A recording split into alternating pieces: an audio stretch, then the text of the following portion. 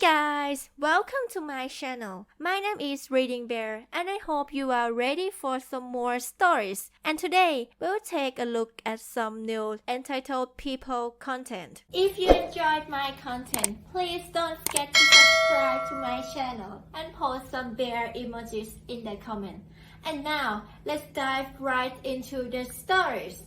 The first story is titled Karen Mistakes Me for a Bank Employee, proceeds to attempt to rob the bank and gets arrested.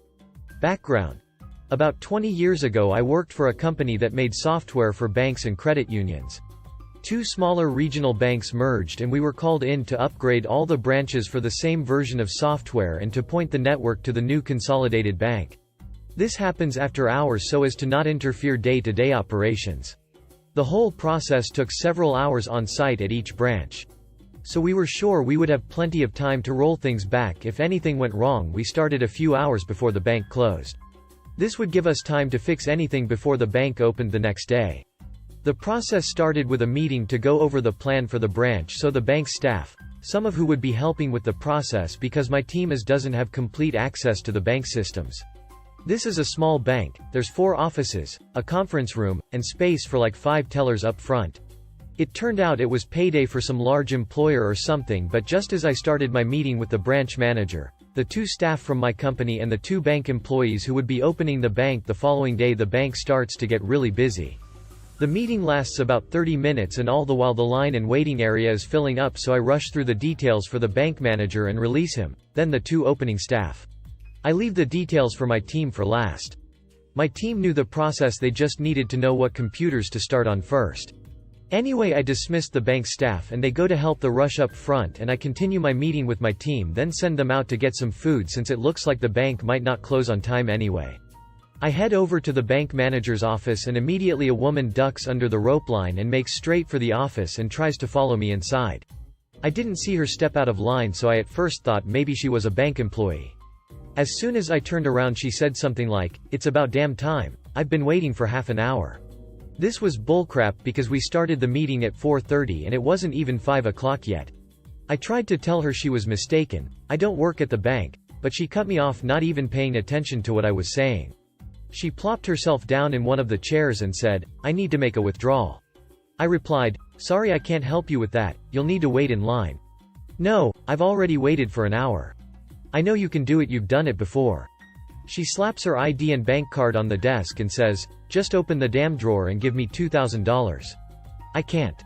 I don't. I could even finish explaining I don't work there. Bullcrap, you've done it before. Give me $2,000. I can't. That's it. At this point she's raised her voice and is now standing. I assumed she was going to leave and I went to open the door, but she pushed me back and yelled, "I'm not leaving this office until you give me $2,000. She then picked up a screwdriver out of the toolkit sitting on the desk and starts prying at the desk drawer. I push her back and she swings at me with the screwdriver. I step back but she scratches my arm, tearing my shirt, and goes back to prying at the drawer. I've had it at this point. I'm thinking she's nuts and I need to do something. I look out the office and it looks like everyone is busy and think maybe they didn't notice her yelling. It looks like she's not making any progress on the desk, it's too sturdy. I try a calmer approach and try to get her attention. She stops for a moment and looks at me like she forgot I was there. "Are you going to get me my money or what?" she snapped. "I'm not an employee of the bank." "Bullcrap. You were just in the meeting with the other employees." "Yes, but..."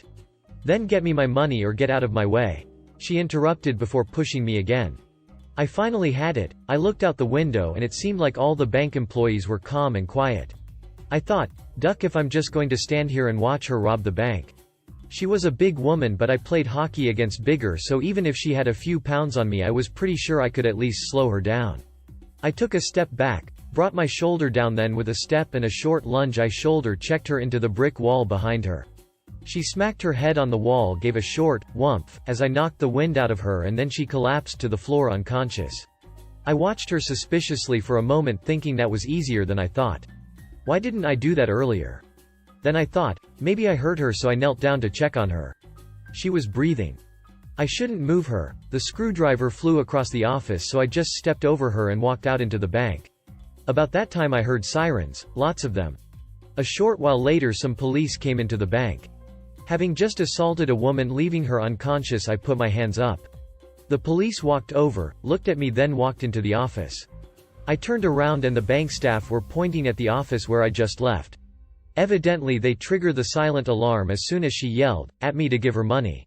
They moved the other customers to the conference room and were following protocols to comply and not interfere. The end result was she woke up to being handcuffed. She was seen by an EMT briefly before being arrested for armed robbery, kidnapping, and assault. The screwdriver from the toolkit was taken as evidence, and we teased my tech for the next few years. "You get your screwdriver back yet?" She came in for $2,000 and left with 5 to 10. She spent 4 years in prison. As an assault victim in that state, they notified me when she got out. The next story is titled "Sell Your Property to Someone Who Isn't My Daughter. I'll Get You Expelled." When I was in university, I bought myself a longboard to get around campus. A lot of the students were doing it and I thought it would be easy. Well, after a few falls I changed my mind and switched to a bike. I figured that if I wasn't going to be using it, I might as well sell it to someone who would. I posted it on Facebook Marketplace at a good price and had a few people interested right away. The first person to contact me was happy to meet my price and available to meet right away. I updated the listing to "pending offer" and drove out to meet the buyer. She liked the board and purchased it with no bargaining. When I got home, I had a message from a high school girl asking if it was still available. Me: "Sorry, no, someone just bought it." Her: "No, you have to go get it back. I love this longboard, it's perfect for me." Me: "Sorry, it's sold, I am no longer the owner. I don't have it." Her: "Ask for it back. Tell the buyer that you changed your mind. Offer $20 for their trouble and I'll up the price." I wanted to end the argument, so I said I'd follow up with the new owner and ask them if they would be interested in selling it to the high schooler a little more. I contacted the buyer to let her know that someone was inquiring about the longboard and was willing to pay a little more. I asked her if she'd like the contact details in case she wanted to make an easy $20. The new owner thought about it and said no, she wasn't interested. Fair enough. So I contacted the high school girl to let her know that I checked with the new owner and they were not interested in selling. Her: "This is your fault. I feel like you've just kicked me in the gut. You're a terrible person." I wasn't in the mood for further chatting and blocked her email. Fast forward 1 week and I had an email from the high school girl's mother: My daughter tells me that you promised to sell her a longboard but changed your mind and sold it to someone else? That's unacceptable." Me: "Nope, your daughter asked me if I could sell her a longboard after I had already sold it to someone else. The posting noted that it was pending pickup when your daughter reached out to me. Sorry for the confusion." No, you will get my daughter that longboard. You're going to compensate her for the pain and suffering you've caused. You'll be giving the longboard to my daughter for free. Me: "Look lady, I don't own the longboard anymore. Someone else bought it." Then go get it. I know the dean of your university. If you don't deliver the longboard to me by end of today, I'll get you expelled. Do you really want to lose your chance at having a good job over a longboard? You'll do the right thing or else. I stopped responding because that was absolutely ridiculous. I didn't block the email though. And the next evening I had another treat. I went to complain to the dean. Your time at the university is limited. While I was there, my daughter saw someone riding her longboard today. How dare you sell it? You'll be sending us $500 for a brand new one. After all, you won't be needing your money for tuition next semester. My address is censored. You better deliver that money or else. What's your phone number? Text me at when you're coming. Well, that night I went for a little ride and drove by their home. I took a photo of the 2015 BMW 228i convertible in their driveway and posted it on Craigslist for $500. I asked that interested buyer's text M's number, and promptly blocked her email. My friend texted a few days later to ask about the car. Apparently M is responding to everyone thinking that it's me, and demanding that they come with the $500 and a new longboard for her little angel, but that she's not selling the car. The dean never called me to his office. I graduated without issue. The next story is titled "I Wasted a Karen's Time and Maybe Broke Her Brain." So this happened last Thursday. I was at Home Depot getting jumper cables. I was wearing a blue shirt, so no idea why this Karen thought I worked there, but ours is not to reason why. I am looking around for jumper cables, my brain kind of in low power mode. When I hear "tell me where the fuses are," I do a half turn and say, "Ah, what?" This woman about mid-50s yells at me, "Speak English, you." Insert Mexican slur here. Keep in mind I am white, like super white. But ours is not to reason why. So I admit to having some voice acting skills and a twisted sense of humor. So I answered her in a Mexican accent that was maybe one step above Speedy Gonzales. In my defense, I didn't have time to prepare a better voice. I say, "Oh, sorry, Mea la Punta. How can I help you? Where are the fuses? I need them for my house." Me. "Are the fuses for your house or your car?" Her. "I just said they are for my house." Me. "Okay, I can show you." I then led this woman around the store. As a rule, Home Depot is huge. I would get to one aisle, look around, say something like, "Oh, they must have moved them. They must be over dear." Good thing I was wearing a mask to hide my crap-eating grin. After maybe 10 or 12 minutes of this, she finally calls me out, saying how I am the worst, most ignorant employee here. And to be fair, she had a point. She then of course demanded to talk to a manager. I said, "He is at the front desk, but I come with her because I have to keep helping customers." Her. "Where is your name tag? I am going to get you fired." Me. "Oh no, I forgot my name tag. Me llamo Miguel with a Y." She stormed off. I almost forgot to get jumper cables before I left. I did get them. Then headed to self-checkout. When I get to the checkouts, Karen is still yelling at the front desk. I am barely keeping together as she yells about Miguel with a Y. Karen sees me and point, "That's him, Miguel with a Y, fire him now."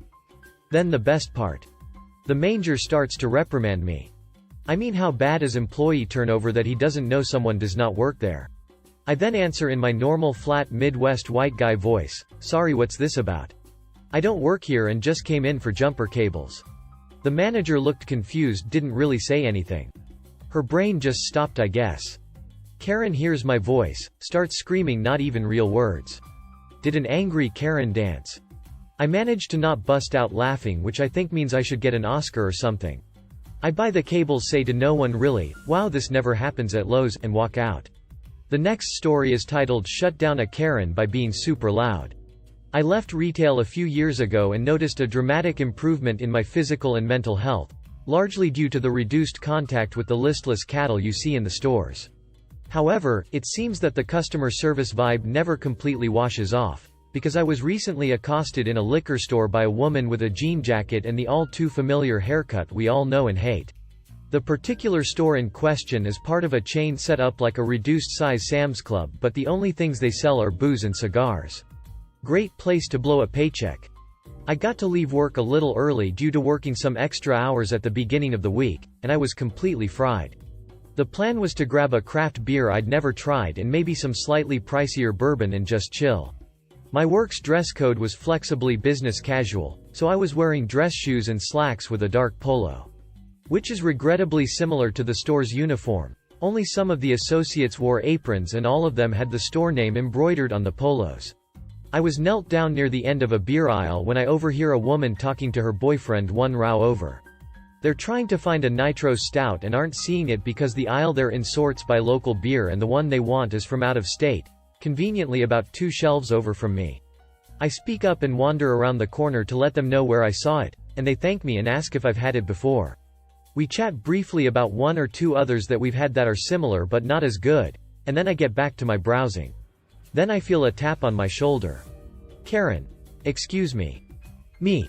Sorry, am I in your way? Karen. No, but can you help me find where the brand of whiskey I'd never heard of is? Me. Ah, what kind of liquor is that? Karen. I think it's a whiskey? Me. Okay, do you know if it's a bourbon or an Irish whiskey or? Karen. Pulling a mock sad face, I don't, sorry. Me. Well, the whiskeys are 3 aisles that way with the bourbons on the left side and everything else on the right. Unless it's scotch, which is over there. Karen. Aren't you going to take me there?